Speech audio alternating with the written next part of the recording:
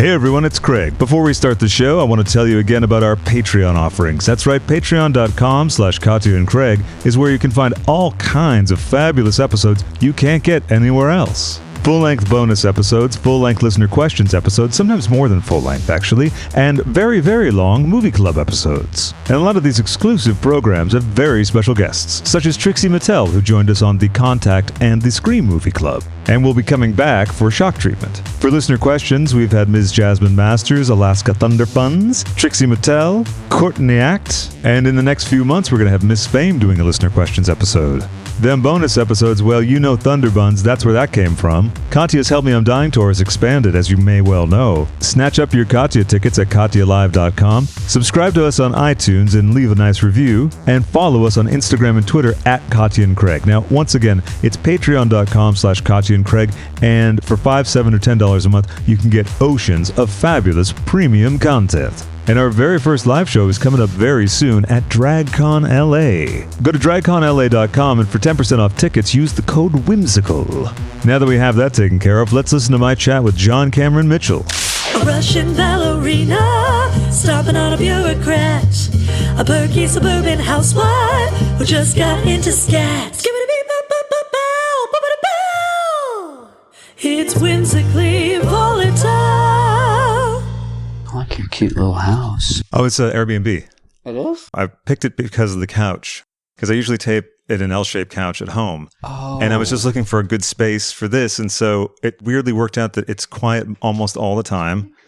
Isn't it good? Yeah. The view's nice too, but because I didn't want the reflection off the window. It is quiet here. It's really quiet, yeah. And it's right around the corner from, I'm not that conversant with New York, so it was nice to like be right in the heart of things. Yeah. Is it reasonable-ish? It's like night. It could be worse. It could be worse. Yeah. I should get the link for this because people are always looking, you know. I'll send you the link. Yeah, I know. I was going to book again because Jason's coming back to do Pride at the end of June. Oh, is he doing a full show? I think so, yeah, on the 30th. He's also doing John Waters' birthday show in Detroit, and I'm on the fence. I want to go to it, but I don't know if it's going to work out schedule-wise. When is that? At the 27th and 28th. I'm doing 3 shows here. Oh, you are? At Town Hall, 27, 28, 29.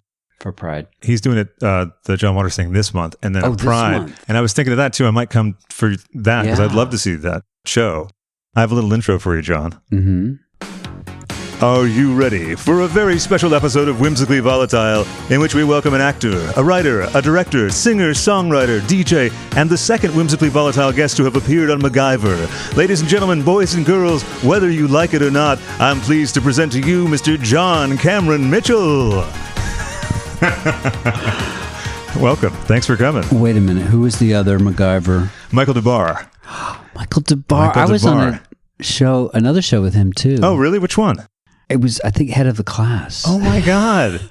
I didn't realize Michael was on that, but he's been on every TV show. Yeah, weirdly. Right? I mean, he's actually very funny. But weirdly, he was this sort of rock star that never quite made it, but played the rock star brilliantly. Oh, right, exactly. Now, did he play a rock star on Head of the Class? Because he did. Oh, okay. I have to find that episode then, because he's definitely one of my favorite characters. Yeah, he was the Russell Brand of his time. Oh, yeah, that's very true. And he had a very poignant story to share with everyone. Really? Yeah.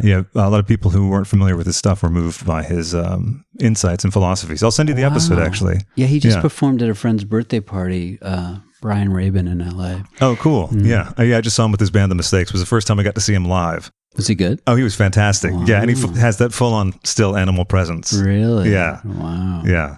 Hopefully, I'm going to be coming to town to see you live in the Origin of Love show. Yeah, we're doing that as a slow motion tour around the world. Just a couple shows here and there, but it's been a blast. It basically, we just tell the story of the making of Hedwig. Oh, cool. And I have an amazing costume by Eric Berggren, but it was a crass plea for money from my mom to raise money for her Alzheimer's care. Yeah. And it did to an extent, but doing a tour is expensive, and you're bringing a lot of people around, and so it really was just kind of paid my rent for a while. But I love it so much, and it's been fun to kind of, like the Beastie Boys are doing their making of show lately, and it's funny. It's like we're all coming around like the old folks telling the stories. Well, now we're in the era too where everyone wants to know the behind the scenes, even more so when it was like DVD extras and everything. Yeah, podcasts are the new DVD extras. They really are, yeah. There's, we do a movie club for our Patreon subscribers. Yeah, and we're going to do Hedwig at some point with the right guest. Where do you do it? For Patreon, we have subscribers who pay, like, in addition to the regular episodes, they pay either $5, $7, or $10 a month for bonus episodes. The other tier is bonus plus listener questions, and then 10 gets them all of that plus movie club. Just did one on Rocky Horror Picture Show. We actually found someone who'd never seen it or heard of it before. So we were stunned, and all the Patreon people were excited to ask questions to a true Rocky virgin. Right. We're going to do all that jazz. Actually, if we're ever in the... All that jazz, one of my top 10. If it ever worked out, I'd love to have you on all the movie club for all that jazz. Yeah. That is one of your favorite movies, isn't it? Yes. In fact, I was looking at the Fosse TV show pilot the other night with someone who didn't know anything about Fosse. And we were watching it, and I'm like, it was very good, but I was like, he didn't really know who this was. And I was like, so I stopped the whole pilot and played his whole bits of his whole history, and then including the whole last 15 minutes of All That Jazz, which is brilliant, and which kind of informs this piece, Anthem. That's what I felt as well. Also knowing from watching a lot of the documentary stuff. What's the name of the documentary on the Blu-ray, the upcoming Blu-ray re-release of Hedwig and the Angry Inch? Whether you like it or not. Okay, that's right. Yeah. Criterion. Yeah. Can't get better than that. Such a compliment. I bet the transfer looks amazing. It really does. We got to revisit and fix some things that were problems in the past. Things that just always irritated you every time you saw it. Yep. Fabulous photography of Frank DeMarco. Yeah, on film. Remember film? What kind of film too? It's a different stock that you guys used? We used different stock, but it was the stock of the moment in 35, but we did stuff in processing to make it a little more 70s looking. And I shot Shortbus on 16, which was my last film on film. And that's remarkable because Rabbit Hole looks so great. I mean, I can't tell the difference. It was actually the red camera. It was we were forced into using digital, but Frank did a good job. And he also did How to Talk to Girls at Parties, which also looks amazing too. Yeah, very distinctive. Yeah, we did a special thing where we, the big digital frame is so sharp that it's almost too much information. Sure, like Americans think more is better, right? And what we did was we framed the shot for a kind of donut hole of the frame, so that we basically are blowing up a detail of the digital frame, which softens things. And then we added some digital grain called live grain and just gave it a subtler, so, everything now is so high def. It's strange, actually, when you first see a 4K TV and you see Game of Thrones sports, or something. I'm sure is great, but I don't want to know all of that. Right, we need a bit of blur. Yeah, I don't need to see the pores. And now your latest project, Anthem, is a 10-part series designed for the ear. Right. I've gone so low def visually that I've gone blind. There's pictures there. You just can't see them. Yeah. There is a joy, though, I think. Podcasts, of course, are ascendant now. Certainly. And we were trying to figure out why. And I mean, part of it is filling those times where you can't look at a screen, like driving and exercising or commuting. Which you could look at a screen, I guess, but there's a little fatigue, screen fatigue. So one sense is enough. Yeah. I'm sure there'll be, the taste network, where you're just tasting things, but it seems more calming. Plus, you're using your imagination visually while you're listening, which has a calming effect and also a stimulating effect. Masturbation used to be imagining a story. Right. Now it's porn for most guys in the industrialized world. And sometimes in 4K. In 4K, which again is like way too much information. I prefer, my porn on film. But I think there's an equivalent. There's a kind of like we want to reduce in order to meet it halfway with our own imagination. Sure. There's a joy in that. But also, people sometimes listen to them while they're doing something else. Ours, though, because it's dense. It's very dense. You don't want to miss a line because you lose the scene, the plot. And so I really encourage people to listen on good headphones or speakers. And they're only half hour to 40 minutes, so you can concentrate. And my friend who inspired me to do this has a popular narrative podcast called Orbiting Human Circus, which is on WNYC now. And I'm a voice on that. And he was member of the band Neutral Milk Hotel. Oh, yeah, Julian Coster. So he really inspired me and many of my friends to make their narrative podcast. It's remarkable how much you can fit into it because you don't have to worry about building a set. Yes. And you can reshoot. Did you do a lot of recutting and revoicing? I did. I was traveling a lot last year, and I just brought my nice mic with me, recommended by our Skywalker sound, mixer of various films. Yeah. And so I could put a blanket over my head and redo my lines. And then I could also ask Glenn Close and Patti LuPone to put a blanket over their head wherever they were and speak into their iPhone. Oh, right. To fix some lines, because some things didn't need to be as high def Right, sound. exactly. A lot of the sound design is remarkable, too. There was actually a siren going on one point, and because I'm in New York, I thought it was coming from the street. And the panning is amazing, and also all the incidental dialogue is so well placed that you really feel like the crowd is around you. Right. And you really feel like when Glenn Close, who plays your character's mother, is talking in another room, that she's in another room. That's hard to do on film, and even harder on this. But we used a lot of film and TV people in the editing and mixing. So it's a 10-part series, and it's going to come out on Luminary? Luminary is a new podcast network that is kind of pushing the medium. They want to be the Netflix of podcasts. Yeah. So they're financing 40 of their own podcasts that will be under a subscription of like $7 a month. But you can also get free months. Sure. If you just want to listen to us, But it's great, and they're bringing in great pre-existing talent, but new talent. Lena Dunham's doing an interview show, and Conan O'Brien and Trevor Noah. So I think they're kind of tentpole fictional one. Yeah. And we just lucked out that they needed us and we needed a place because ours was quite expensive and we couldn't quite figure out how to recoup because of how dense it is. Yeah, it just took a lot more time than we thought. Right. And we've learned stuff that next time around, because we want this to be an anthology series where other people make their musical season. That'd be amazing. Yeah. And musicals are definitely back in vogue now as well, and which is helpful. And it's perfect for audio. It's just weird that, we're continuing a form that it was, ascendant in the 30s. Radio theater of the mind, etc. Yeah. People do really find a lot of comfort in podcasts and get to rely on them. Yeah. I do as well. I mean, and also that's what I'm doing now. Yeah. Do you listen in the car or do you find yourself? Yeah, I listen at all times. And also I'm a major fan of Howard Stern. So that's always been. Yeah.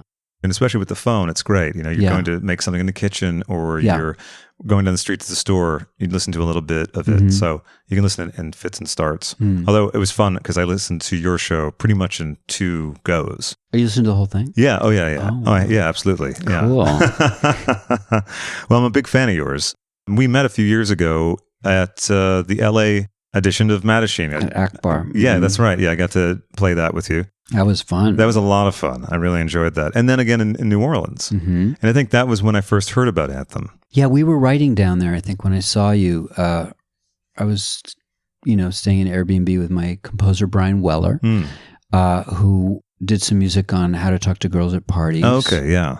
I didn't think I could write songs because I don't play an instrument. And my composer, Brian Weller, said, that's not true. I mean, all kinds of my favorite people don't play instruments and write songs. So we're going to write 20 songs in 12 hours. So that actually happened. Yeah, we were in Miami. Yeah. Gloria Stefan's son gave us a keyboard. We had a guitar, and he would write a musical setting, and then he'd say, go in the other room with GarageBand, write lyrics and a melody. Oh, wow. While I write the next one. That's great. So in 2 of those songs ended up in the piece. Oh, wow. Which 2? Well, you don't hear the lyrics in this. It's on the soundtrack. It's called Bend You to the Left. And the one that... Watching Hedwig recently, how much autobiographical material informs your fictional material? Yeah. Well, it's the only safe form now, because fiction is appropriation. Right, as the character played by Vivian Bond. Yes, says, she's my professor, and I say, I want to study creative writing? She goes, you might as well study creative appropriation, because if you didn't experience your characters' lives, you don't get to tell their story. And, obviously we're tweaking a little bit, but well, sure, there is a little bit of panic in the air of coming out of very righteous grievances and such of really inclusion. People have determined that you can't really tell someone else's story, but then that kind of obviates the possibility of imagination and empathy. And to me, being an actor, playing people that I'm not, made me a better person. It made me a more empathetic person. Because you're thinking about life through a different perspective. Yeah. I mean, I can have a joke. Studies say that people who read fiction have more empathy than people who read the news. I read that on HuffPo, and it really moved me. There is a sense of a kind of, maybe autobiography is the only safe, non-offensive form. Yeah. With consent waivers and trigger warnings when necessary. As recommended by, is it Professor or Dr. Gunt? Dr. Gunt, which was Justin's had a friend named Karen Gunt. I mispronounce it. It's Gunt. But she's a hoot and a half, and also a real role model for me. When I was creating Hedwig, I met Justin Viv. She goes by Viv more now. Oh, okay. After I was creating Hedwig, Viv, was hanging out in the club that we developed it at called Squeezebox. And I was just overwhelmed with learning from Justin, Vivian, from Anthony, now Anoni, and Lady Bunny and Mistress Formica and Jane County. These trans and drag performers who were my teachers to create a character that, I think of as more of a drag persona than a trans person, because, he was forced into an operation. It wasn't any personal choice. So it's not really a trans character.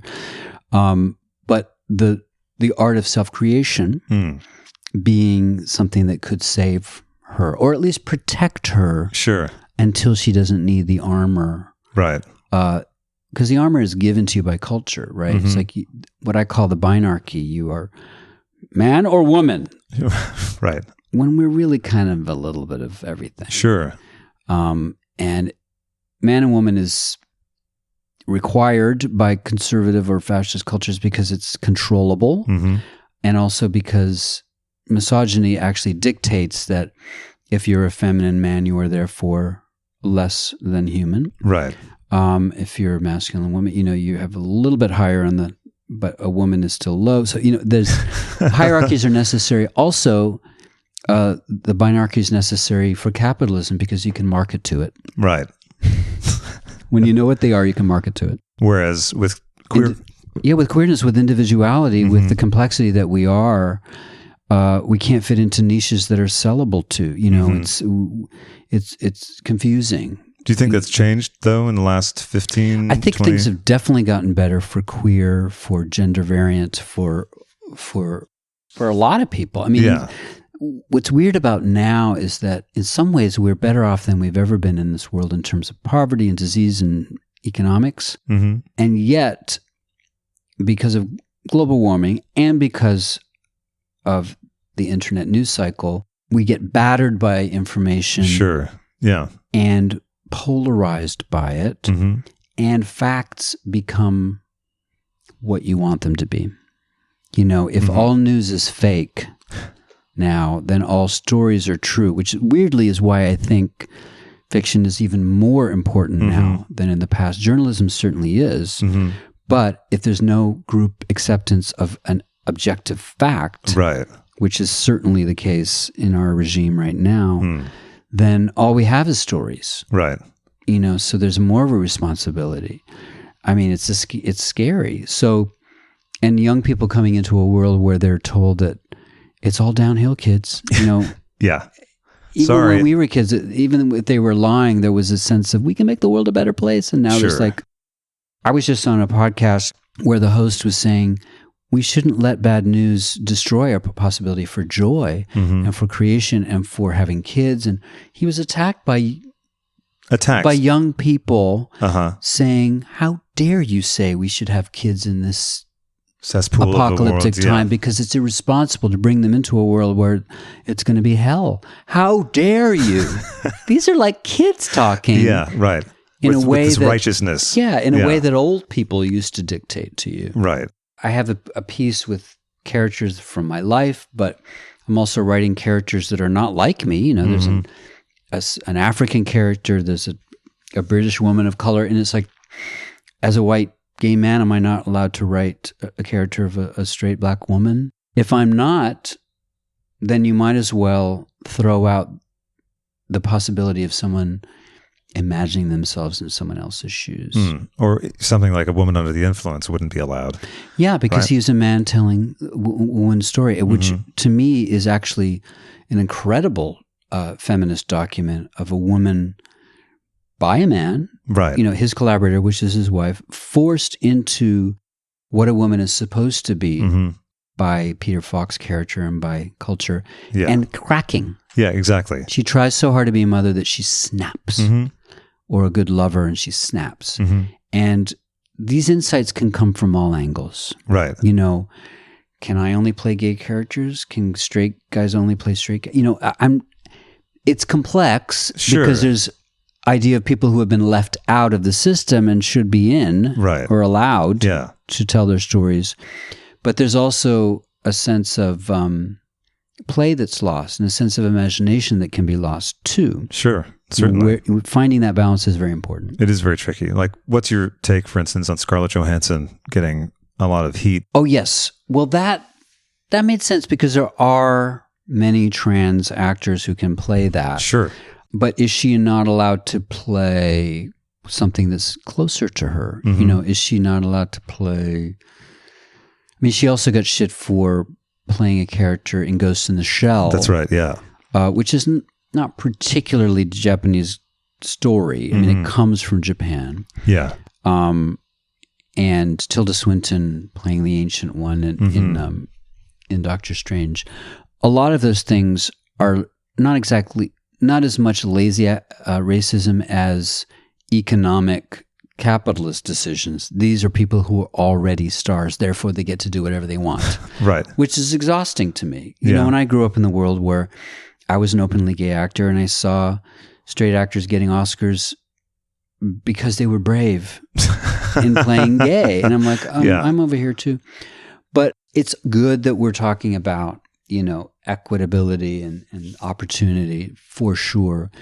It gets bad when censorship is involved, when, you know, the laws become all about restriction, and also your job becomes not offending as opposed to creating alternatives. Sure. Because it's hard to play a negative. You know, when I'm directing an actor, I don't say don't, because that's all they think about. If I say don't scratch your head in the scene at all, you get very self-conscious. What are my hands doing? And when you tell someone don't be racist, as opposed to try putting yourself in a situation you've never been, where race is challenging to you.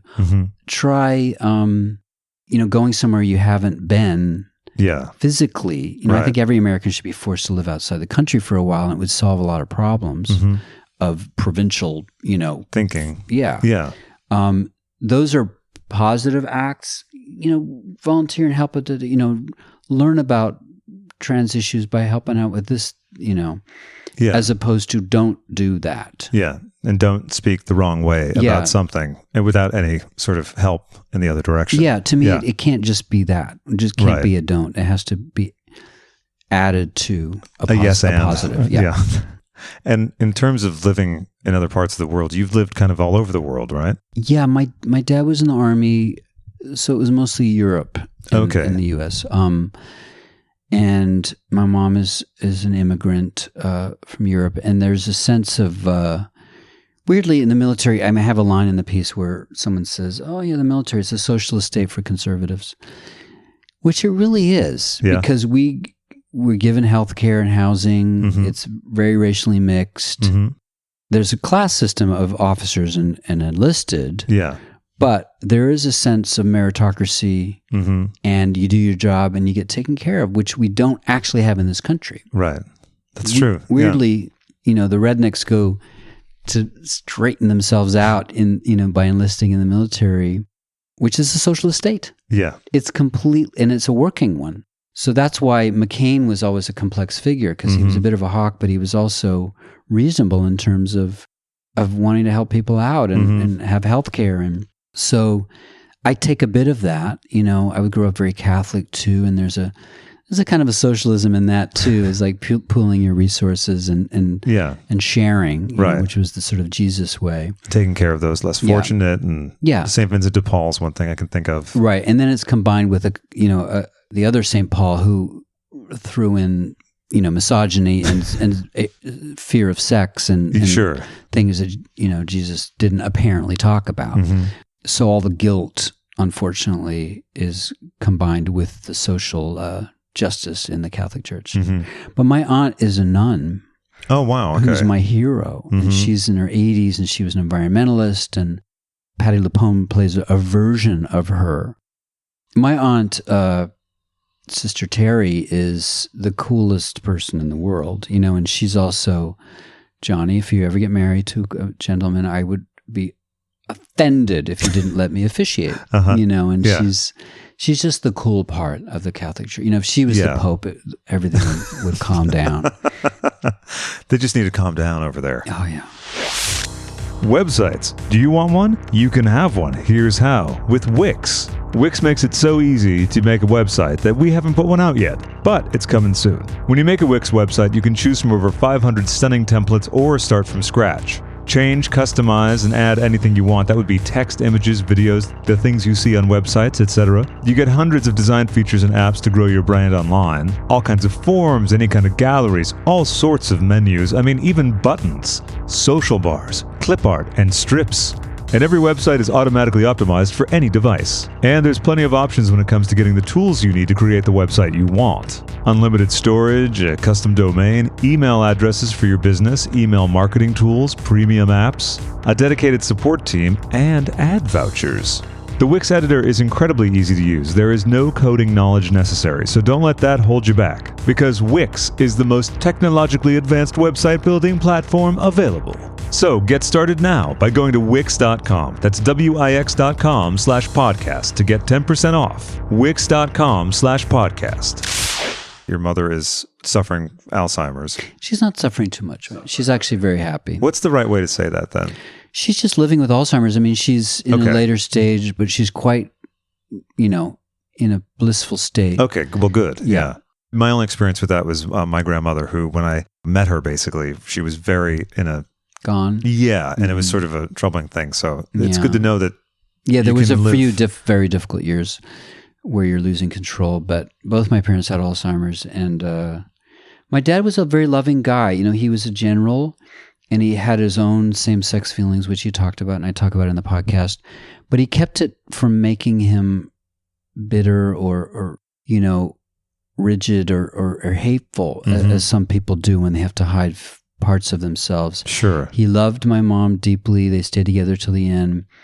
And when I came out, they tried to encourage me to change and, encourage heterosexual competence, which was a term I believe my dad used. It's great. But he knew I was beyond that, and then was very supportive after. And even, in the early 90s, supported gays in the military. When Clinton brought it up, he was a good guy. Yeah. He didn't talk about his own life much, but he was a very beloved figure. And he wanted me to be a general. I had wanted nothing to do with the military, but when he saw me on set directing, he was like, "Oh, you're a general. What I do. Yeah. You're delegating, you're making people feel welcome, you're getting good work out of people." And he was my greatest defender. I read that there was a time where Fox News basically led to a rift between you and your parents. It happens. It's happened to a lot of our families, right? I mean, It's an interesting article in the Times recently about how Rupert Murdoch has changed the world. Right. But one of the things he did was, codify what it meant to be a good conservative or a good American. And people from very different points of view, like my mom was an anti-abortion activist, but what does that have to do with low taxes or health care? Or I mean, there's connections, but with people getting, health care or education or foreign policy, they have nothing in common. Right. But Murdoch and the people before, and Bill Buckley brought these talking points together and said, this is what it means to be. You have to not believe in global warming. Right. You have to be against abortion and queer rights, which are all very different things. Sure, absolutely, yeah. That, and Catholics have always been more socially liberal in terms of economics, like New Deal and health and education and immigration. The Catholic Church is very pro-immigration and helping people who are seeking sanctuary. And I was always moved by the Statue of Liberty as a symbol of America, as opposed to USA won a war. It was about the sanctuary of the freaks. Sure.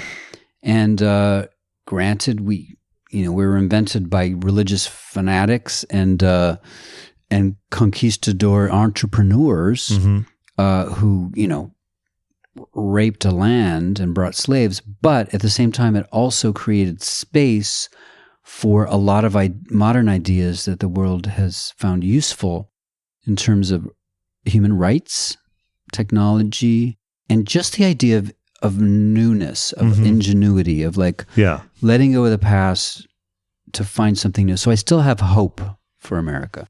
There's a certain tone that I always find running through your work. There's some very, very dark moments in Anthem. Yeah. But yet through it all, there's an optimism. Yeah. I think it's irresponsible to present something or work that hard on something that doesn't have hope. Yeah. We have so much evidence that things are tough. Sure. That presenting that in a new way doesn't interest me. It's like there's so much evidence of that.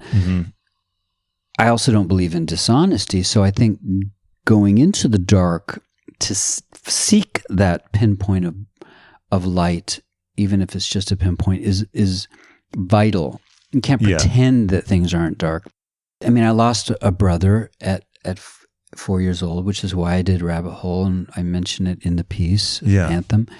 And so death was always, my handmaiden. And so even as a kid, I was obsessed with Samuel Beckett, who was all about the end and laughing into the abyss. And, to me, art is a wonderful comfort, and also it's like lenses, in your glasses when art is glasses to make the world clear. Sure.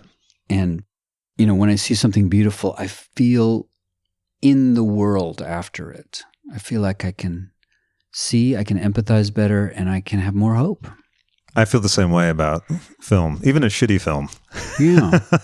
It just does something to you. It just puts things in order for a minute, even if it's dumb. It also can take you out of, say, anxiety. I remember once discovering the magic of the Robert Redford film Legal Eagles.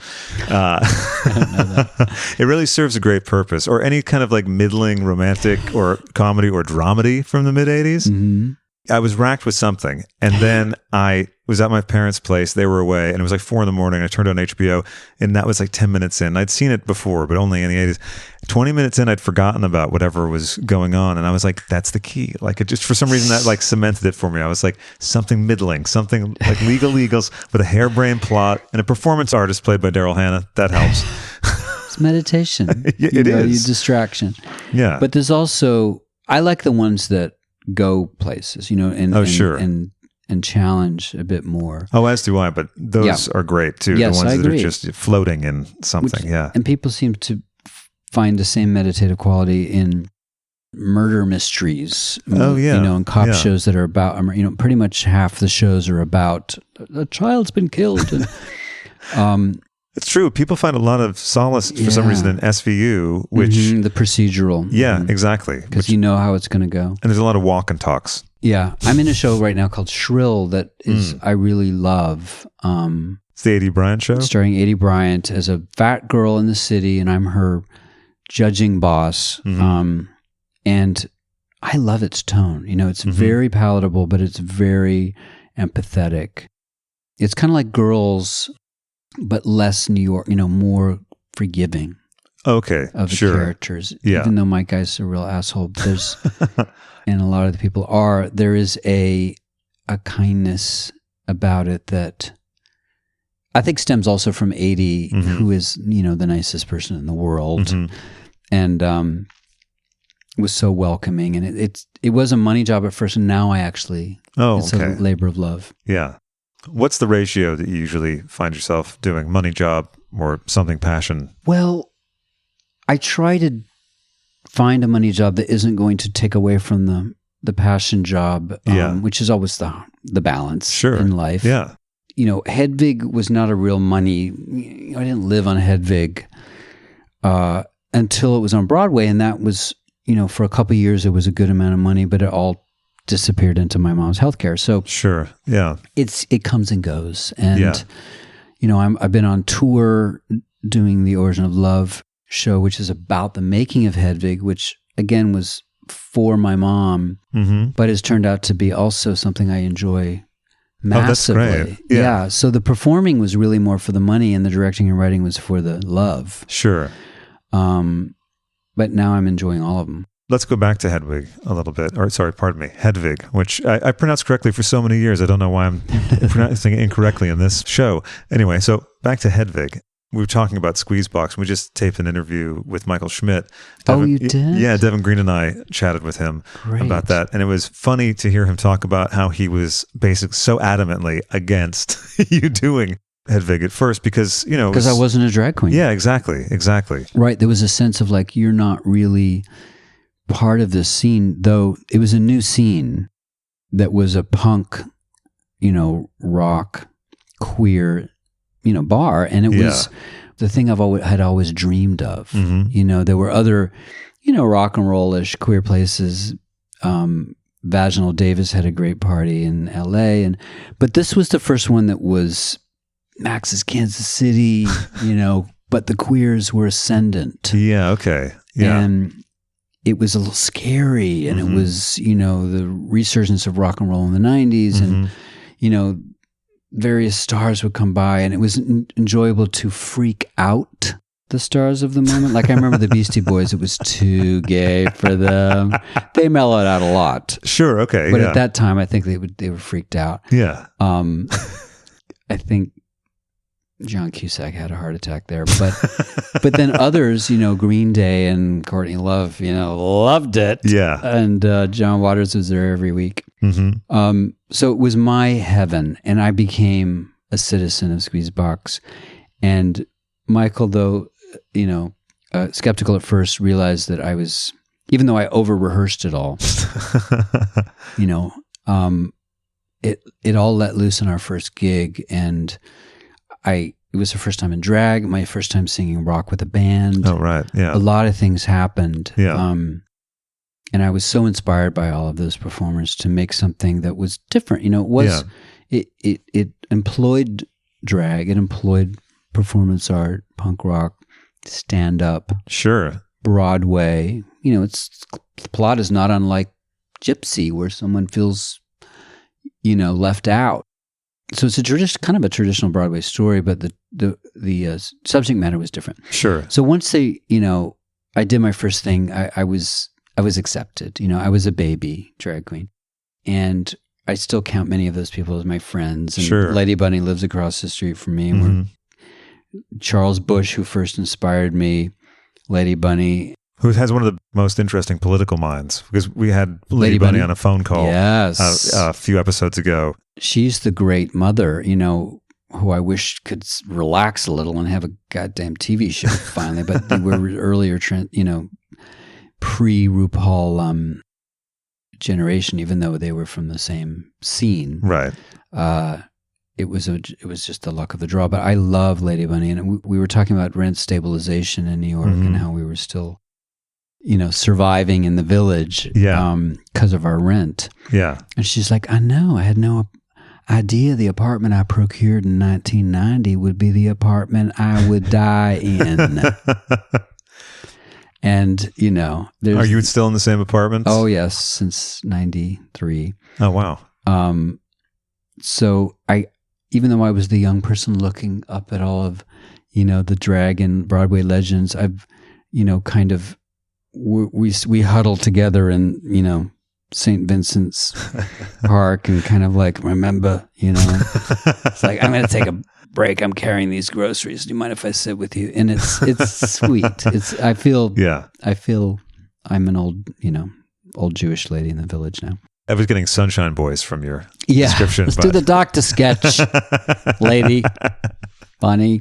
When you started working at Squeezebox, when you started going to Squeezebox, what were you doing at the time for acting? I had done some Broadway shows and some TV. I was surviving on voiceovers, ironically. Those were a good time, yeah. Mm-hmm. I was the voice of the Dunkaroos kangaroo. How do you do your Dunkaroos?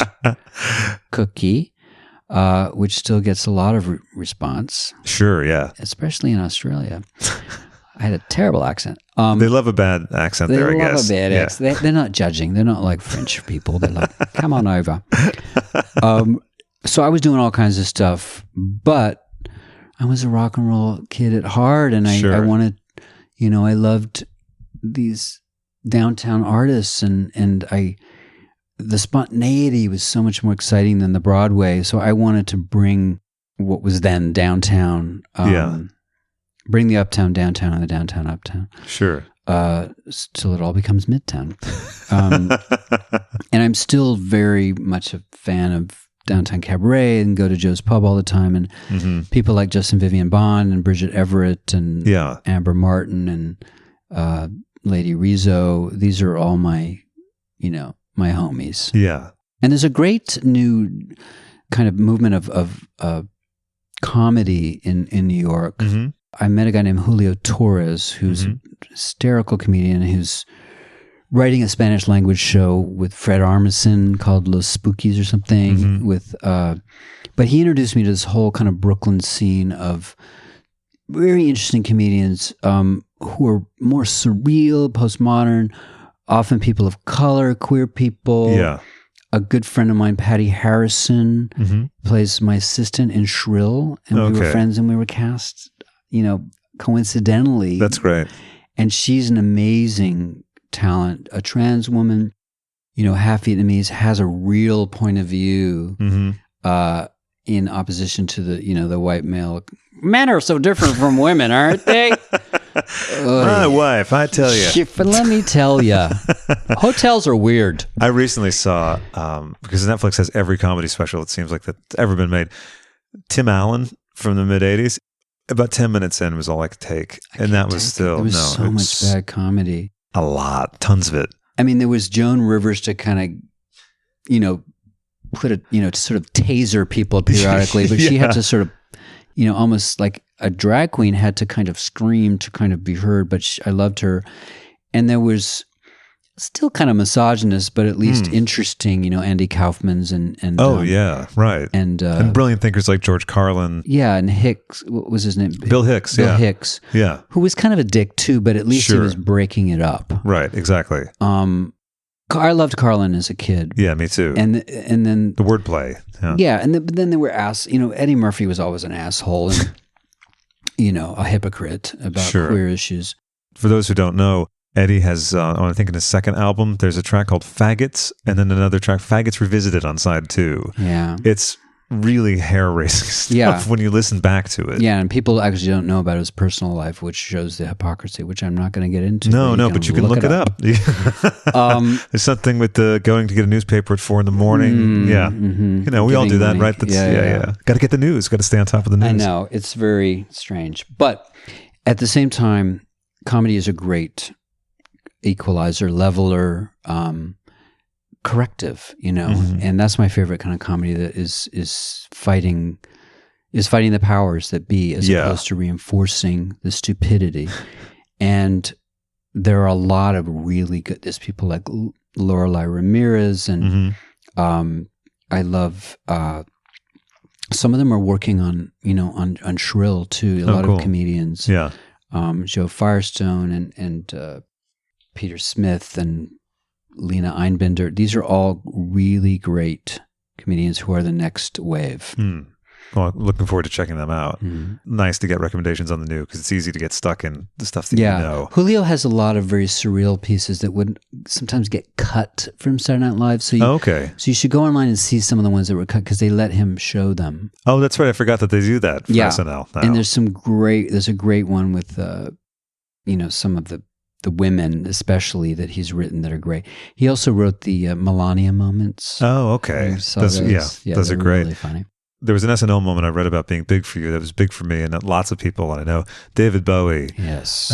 With who was the host? Martin Sheen was the host. No. Oh, yes, it was. Yeah, Martin Sheen. But also, what's his name who played Blofeld in the old Bond movies? The bald. Oh, yeah.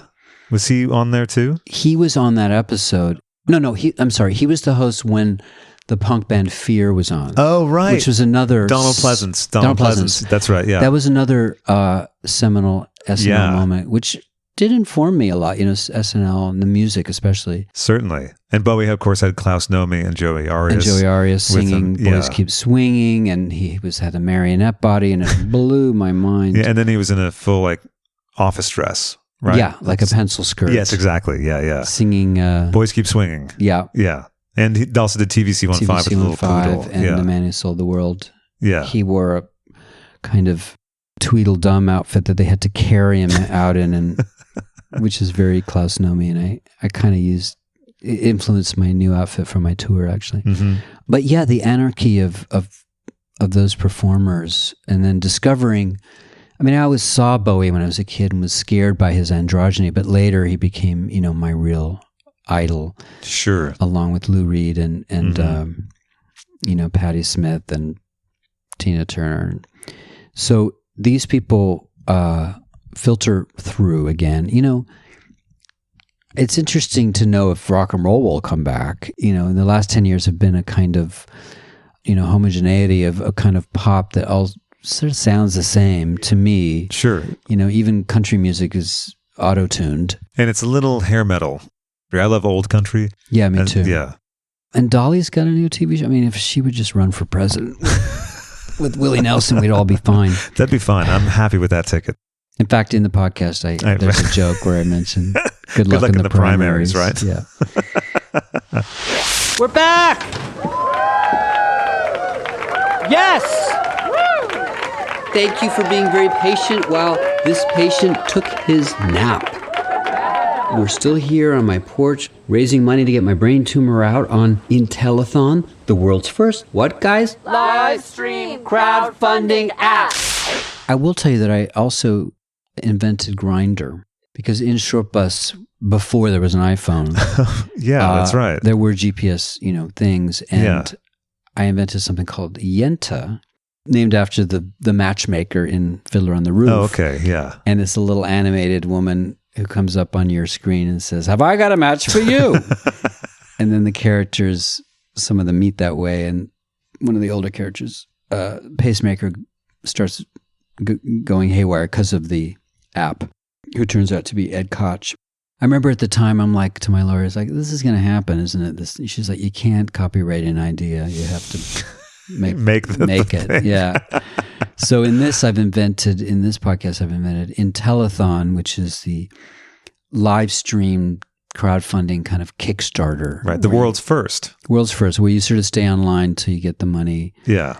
And my character's like, I'm staying on till I get the money or till I die, whichever comes first. And since he's got a lot of time to fill, he tells his life story through stories and song and flashbacks. Which are really wonderfully done with archive tape. There's a lot of little things in snippets. Snippets like, my dad and I used to send each other tape letters. Which we did. Yeah. It's a really sweet way of handling that. My second mentor was my Aunt Ida. This is her in the 70s.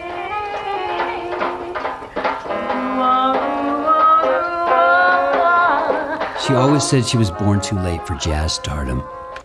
And listen to this glaring injustice. This is her only YouTube video. It's from a 1975 Elvis show in Vegas. Oh, thank you.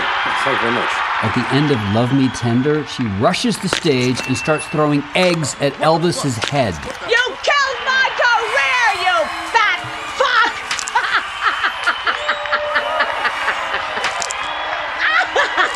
That's all we have of her. That's like it. I also wanted to ask you about Band of the Hand.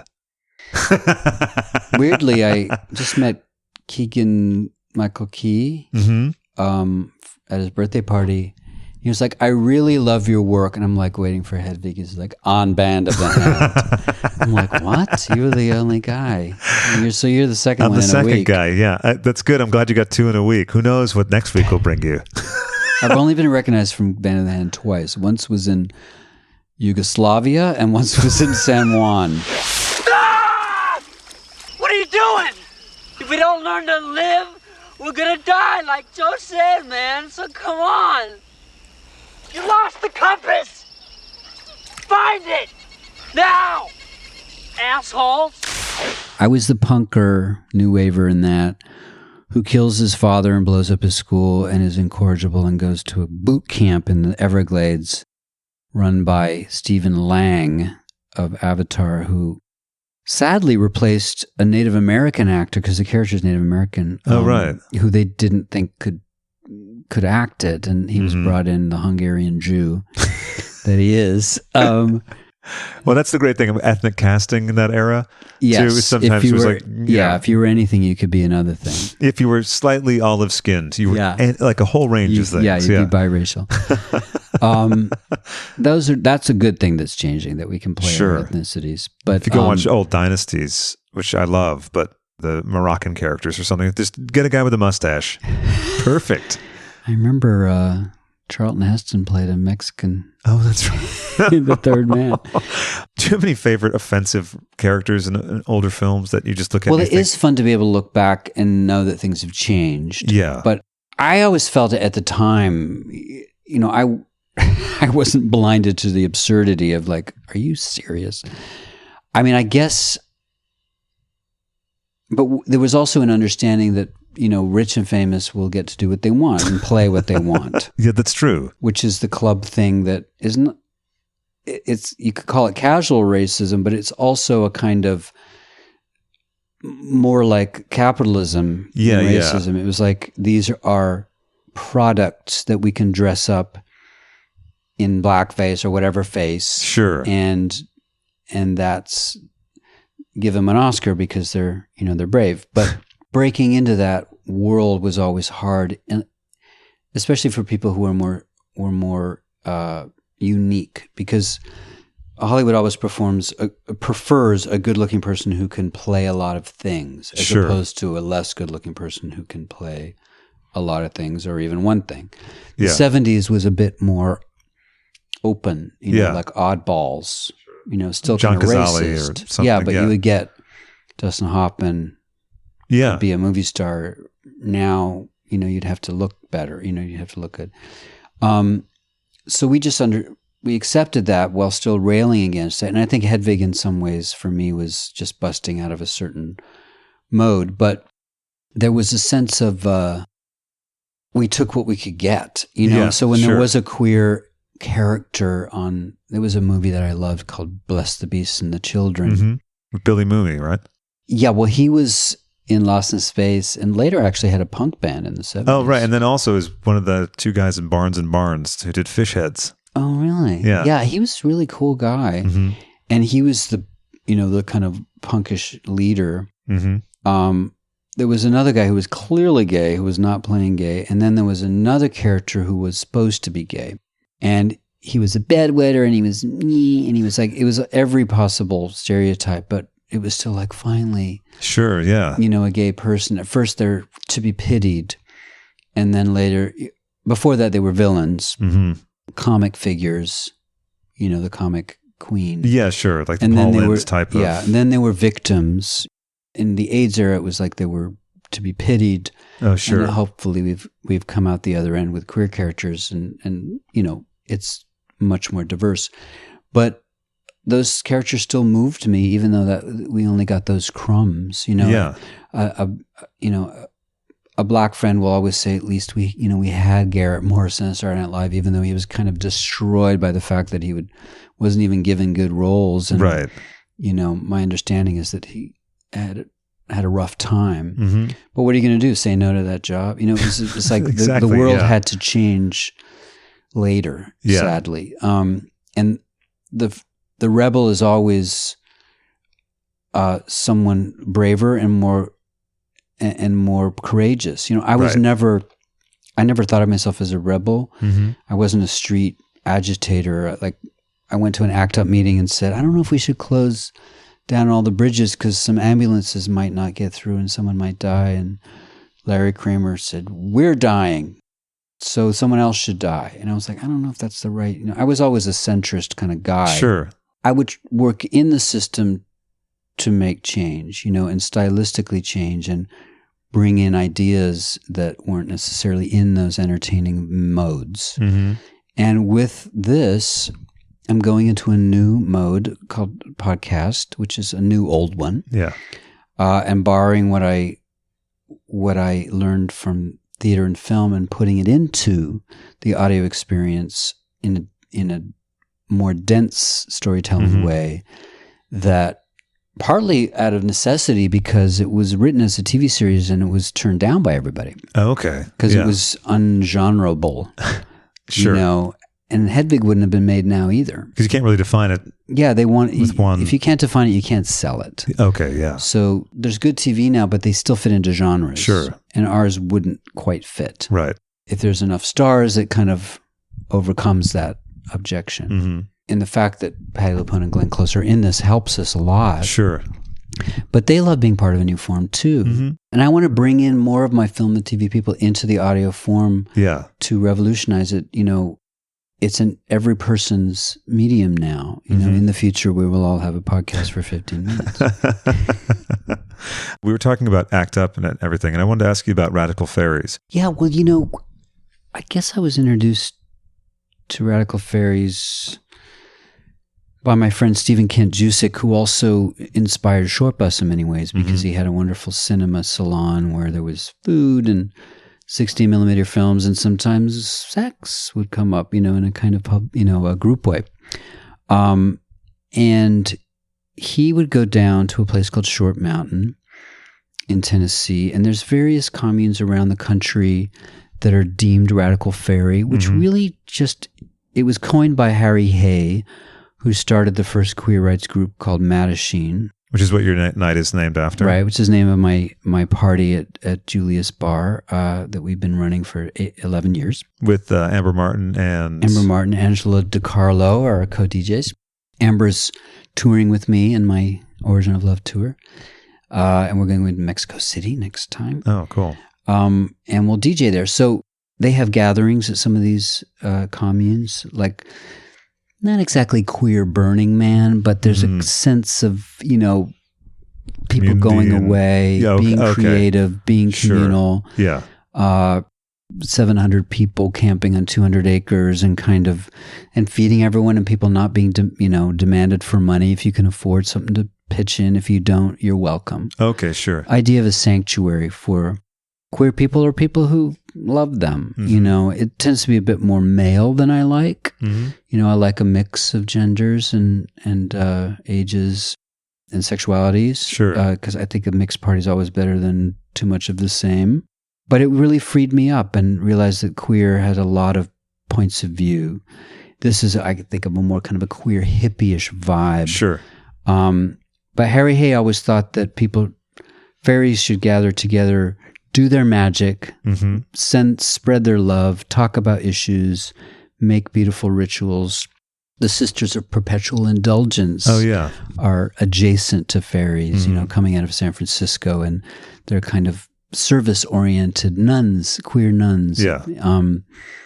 And that I love. You know, I'm a Catholic, and I like the idea of service and helping, and so it definitely informs Shortbus for sure. Yeah. And a lot of Faeries are in Shortbus. And for those of you who haven't seen Shortbus, I strongly recommend it. It's a really still kind of edgy film because of the use or the inclusion of sex in the narrative. Of real sex. Real sex. Yeah. The actors having sex as part of their life story rather than just trying to get off an audience. You know, it's not porn because the purpose of it is not to stimulate. In fact, most of the sex is terrible and comic, which is more interesting. There's a very tone-setting moment in the first 5-10 minutes, I think. Yeah. everyone is having sex at the beginning, and also there's a solo moment. It's front right? loaded. Yeah. But the sex is a metaphor for other things. You know, a character is trying to suck himself off, as every boy, straight or gay, tried to do it at not 11, 14. Yeah. And he does, but then he bursts into tears after coming because he's alone. Yeah. You know? And another character wants to be alone, and she cries after an orgasm because she's not alone. Mm-hmm. There's somebody there. So the metaphor of sex in that case was important. And, you know, I don't know if I could make Shortbus now, not because of right-wing Christian disapproval, but perhaps more from the left, because of, you know, there is a little kind of puritanical thing happening right now that comes out of a valid movement of Me Too and has to do with that, you know, with people, power being misused. But, sure. But, you know, I don't know, maybe, you know, as a white gay man, you know, directing an Asian woman to have an orgasm, that would not be allowed now. Right. You know, it could be. Because it's not me, you know. And sure. If sex is happening, then someone is being exploited. Mm-hmm. I can see that being a very, very potentially difficult thing to get. But in our now. case, we developed it with the actors for 2.5 years so that they were helping craft their characters, create the boundaries, and everyone felt great about it. Right. Everyone has say and agency in it. Yeah. Yeah. And no one was asked to do anything they didn't want to do, but I was encouraging people to challenge themselves sexually because culture is so afraid of it.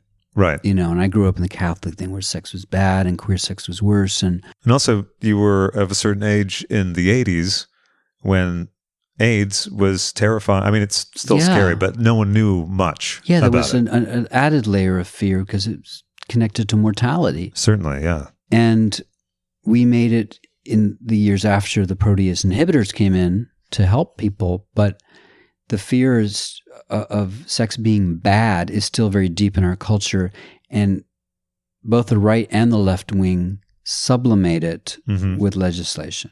A few lighter topics. Do you cook? You know, I don't cook, but I will cook.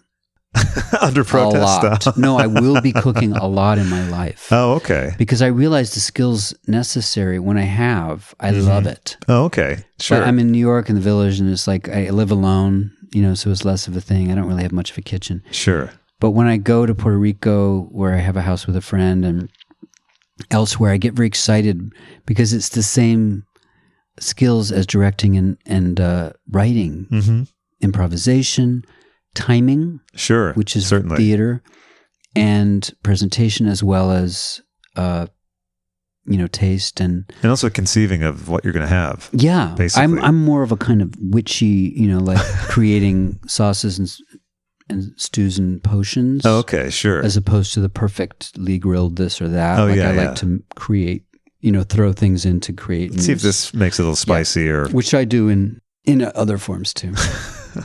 Right, that makes sense. I also make essential oil blends. Oh, you do? For fun. When did you start doing that? When I was doing Hedwig on Broadway, I had a vaporizer with the oils, and then I had all these extra oils, so I started combining them and making, you know, kind of aromatherapy things. You did all the vocals for the film Hedwig live on. Well, right? most of them, when they were live in the film, outside of Wig in a Box, and a couple others. Which is amazing to think of you in full regalia doing that, many takes, I'm sure, and you're directing at the same time. It was exhausting, and I'll never do anything that hard, but I learned things from people like Altman and stuff. I shot the extras first. Oh, okay. So they can get a fresh reaction to what I'm doing. That's a really good idea, yeah. Is he one of your favorite directors? Yeah, he is. Do you have any favorite Altman films? Nashville, Three Women. It's an incredible film, yeah. Yeah. Gosford Park, A Wedding, which is a kind of unsung film. That's a great one. Have you seen Health? I've seen Health. I believe it's best lost. I mean, there's a couple of good moments with Carol Burnett, but yeah, and Dick Cavett too. Those moments are good. It's Yeah. definitely not Nashville. It's better than A Perfect Couple. Yes, or O.C. and Stiggs. But my God. He made so many movies, and Quintet. Yeah, some of them are brilliant. Oh, there's so many brilliant ones, but that's what's fascinating about watching a bad Altman film It's like Jason and I talk about a bad Stones album or a bad Elton Yeah. album. It's better than most of their albums because Yeah. at least it's Elton or the Stones. And they're working every year, and they're making, it's like the Coen brothers. They maybe churn out too many and should spend a little bit more time on the script. But because they're so good, it's always entertaining. And at least they'd like look good, or there's something interesting with the score, or Unlike something. Woody Allen, who's really been terrible for a while. But it was The Long Goodbye is a brilliant film. I just got to see that on the big screen for the first time. It's amazing. It's an incredible film. Yeah. Even later, Gosford Park, I loved. His final one, Prairie Home Companion. Mm-hmm. Love that. I got to meet him at the party for Prairie Home Companion. Oh, wow. And someone introduced us, and he looked at me and he went, "You got a weird mind." What could be a better compliment? I know, and he said, "There's not many left." Oh, wow. That's even better. And I was like, "Oh my God, that's the best compliment I've ever had." I can leave the party now. I'm going to leave and go home because it's not going to get better. Have you met other people like that you watched their work for years and years and years? And sometimes you don't want to meet your heroes because they're petty or they're disappointing. I do research before I meet someone, but that's a good move. Yeah. And there's people that I worship that I don't necessarily want to meet because it might change my view of them. Sure. Yeah. But meeting people. Want to name them? No.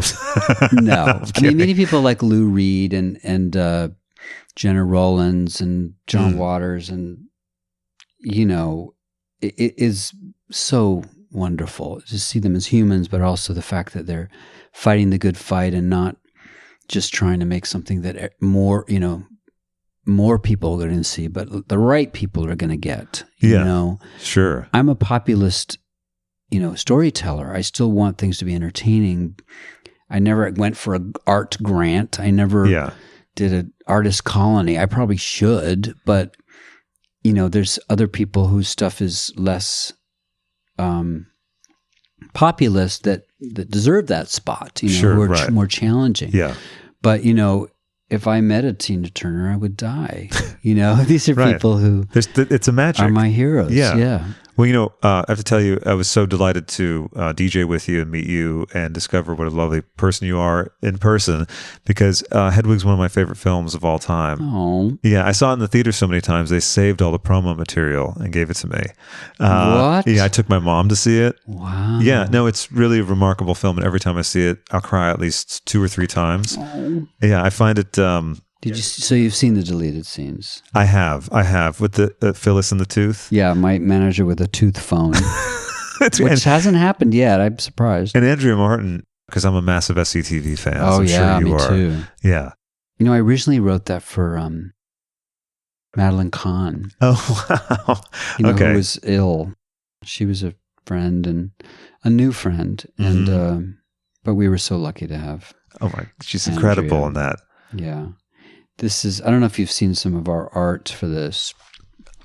Is this the new? Oh, yes, I saw that. Yeah. And this is Glenn Close. She got in trouble, though, for being on a cross. She did? A couple people did. Yeah, there's always going to be someone. Though, what if she's playing Jesus and Jesus Christ Superstar? Did they not show it? Right, exactly. Did they cancel her? Yeah. She has to perform behind a modesty screen. Yeah, that's Cynthia Erivo. Oh, wow. Okay. Laurie Anderson. Oh, yeah. Another hero. Yeah. Dennis O'Hare, Underwater. Oh, that's really cool. So we'll have this art, on the app. Oh, that's cool. And we talked about cooking. What are your eating habits like? Are you healthy or? I'm pretty healthy, but I tend to eat the same thing a lot. I mean, I love food, and when I'm in Portland shooting, I really indulge, because it's, as you get older, food does replace sex. They have the same, endorphin release. Sure. But I'm a huge food fan, especially Asian foods of all kinds, of all cuisines. And for some reason, that Pacific Rim on that side really speaks to me, and spicy and, flavors. But I want to find a place where I can be creative in that realm too, Yeah. I would love to have a restaurant, someday, or another, non-lucrative disaster. Well, that'd be great. A restaurant, I've heard, is really perfect for that sort of thing. Here's Amber and me on tour. Oh, I love that. Yeah, I think I will make plans to come back to town for. Yeah, I really want to see that show. It'll be in LA, but it'll be in next year. Well, I'll go then as well. That'll be fun because I never got to see you do Hedwig, and so I'd love to see you do the songs. I'm not really Hedwig, but I sing them. No, but you're doing the songs. I mean, it's as good as it's going to get until you do that again. Here's me doing it in Korea. Oh wow, I'm huge in Korea and Japan. Yeah. Weirdly, the most popular anime series there is called Yuri on Ice, about ice skaters. And one of the lead characters is based on me physically. Victor, who's a Russian skater. Yeah. The designer who I met was like, yeah, we sort of based it on you. I came to see you in Broadway and the reaction of your fans and weirdly. Wow. And it's so gay because he is a coach to a Japanese skater and he's sort of in love with him and they're like, coach, it's very, some would find it a little Me Too-ish, but it's very good and they're making a feature of it now. Yuri on Ice. Yeah. Is the name of it. Yuri on Ice. Check it out. A few other things before we have to wrap up. What are your sleeping habits like? I'm a light sleeper. I need routine to sleep well. Okay, sure. And when I'm working, I hate it, but I can't turn that mind off. So I've been using Ambien, but when I'm in shoot mode, not regularly because I think it's really bad for you. But I have now been doing the CBD. Oh, okay, yeah. 4-to-1. What's the 4-to-1? The one is the THC. THC. Yeah. 4-to-1 really helps me sleep through the night without too much grogginess. Which is great because also, sometimes sleep medication can really mess you up. There's a tailwind sometimes on some of them. And of course, you directed the Scissor Sisters video for Filthy Gorgeous. Yeah. Which has a lot of our friends in it. Yeah, Karis. Yeah. Basically the star of it. Karis is the hula hoop master who I just saw last week here. Who's also a wonderful, textile designer. And I think I kind of put Karis into drag for the first time. Really? Yeah. Wow. Karis has a beautiful non-binary soul. Two-spirit soul. Hoping to have Karis on the podcast. Oh, actually, great. soon. Yeah. I think she just left town. Yeah, we were communicating about that a while ago. And I think, we're going to figure something out in the next month or two. Charlotte Ray had a cameo in that. I didn't realize Mrs. Garrett from Facts of Life. She just passed away last year. Oh, I'm sorry to hear that. But she really wanted to do something hip. Well, that certainly fit the bill then. Yeah. And when did you and Jason meet? We met at Short Mountain at the Radical Fairy Gathering. Oh, okay.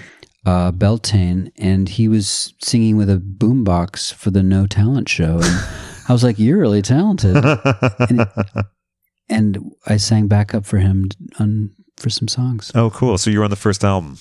No, just the first concert. Oh, I see. Yeah, okay. I sang backup at Short Mountain. At Short Mountain, yeah. Okay. Just one last thing. We talk a lot on the show to people who have struggled with addiction. Yeah. And you struggled as someone who was in love with someone who struggled with addiction. And I know we only have a few minutes left, but I wanted to touch on this because we don't often get that point of view. Yeah. The Al-Anon point of view, which is the non-addicted person gets addicted to the addiction dynamic. Okay, sure. And that's what Al-Anon is about. And it's not much fun in those meetings because it's a lot of uptight people saying, you're reading from the book too long. And, there's a lot of, they're waiting for the shoe to drop. I much prefer the AA meetings where everyone's more fun. They smoke. Yeah, which proves why I'm, was the lover of an addict. But I didn't know much about it. It wasn't in my family. So it was a difficult, very difficult journey. And also when you're with someone who's a sweet drunk, people don't challenge them to change. Sure. The assholes actually get ignored, they get avoided, so they have to do something about it. Right. And Jack Steeb, who was in our original band Cheater, or Stephen Trask band. Were they also the house band at Squeezebox? He was also the bass player of the house band at Squeezebox. Was my boyfriend and taught me all about punk rock and taught me all about, he wanted to be an old man. He was one of those young guys who wanted to skip the middle and go to the end. And he liked old guys. He even found Charlton Heston charming because they were ridiculous. And he taught me a lot about punk and about culture. But he had a drinking problem and he went to rehab a lot. And The song "The Long Grift" from Hedwig was written by Stephen for Jack. Okay. Talking about his addiction, and it wasn't for Hedwig, so it ended up in Hedwig. Oh, wow. Okay. And he passed away in 2004 from his addiction, and just it was a turning point in my life, that was very, very difficult. But I talk about him in this piece, through the character of Gyro, who is an adaptation of him and others, who struggles with addiction and is also a musician. So the impetus for the podcast really probably came out of his death. Was dealing with that and making sense of it. I could feel that when listening to it. That was really brought to my mind. This is a tribute to Jack, and and Stephen and I will be talking about him in the show that we do on tour. And I keep in touch with his parents, and they're very loving, and they couldn't understand what happened. A lot of it happened because he was queer, and you're taught that you're less than human when you're young in many settings, cultures. So that didn't help his self-esteem, and I think you self-medicate. A lot of queer people have higher incidences of addiction and smoking and all kinds of things because they're taught that they're not right. Right. Other people's substance use in any form, did you find that you had a different way of looking at it after that, a different feeling about it? I was scared of it. I mean, I'm also a control freak, so I was scared of it for myself. I've never done really hard drugs. I'm a lightweight anyway, though I did find ayahuasca to be very interesting and useful, and that's described more as a medicine, than a drug. Yeah. Because there's a scene in Anthem, the podcast where the characters do ayahuasca in William Burroughs' abandoned car, which we've got to pick a setting. I was writing in his garden right next to it. It's still there, and that's a guided shamanistic exploration, which I think can be very useful for people, especially with addiction. Iboga, which is the African root, and its isolate ibogaine has been used for therapy for heroin addiction. I didn't know that. Yeah, because it really makes you go deep and look at yourself, and you can't get away from it. Yeah. So a lot of people have found that useful. But I'm repelled. Though I understand the embrace of opiates, but even more repelled by meth and coke and things that are what I call the capitalist drugs, which are about consumption and power. The ones that give you a false sense of power and make you lose your empathy completely. At least pot and mushrooms and those things can make you feel. Those things just reduce. Sure. Frank Zappa was similar in his feelings on that. John, I hate to wrap it up, but we have to go. I know you have another appointment, and it's been such a delight to have you on the show. Such a pleasure. Fabulous. Thanks. For your New York journey, right? Yeah, absolutely. Anthem Homunculus starts April 23rd on the Luminary app, which you can download for anywhere.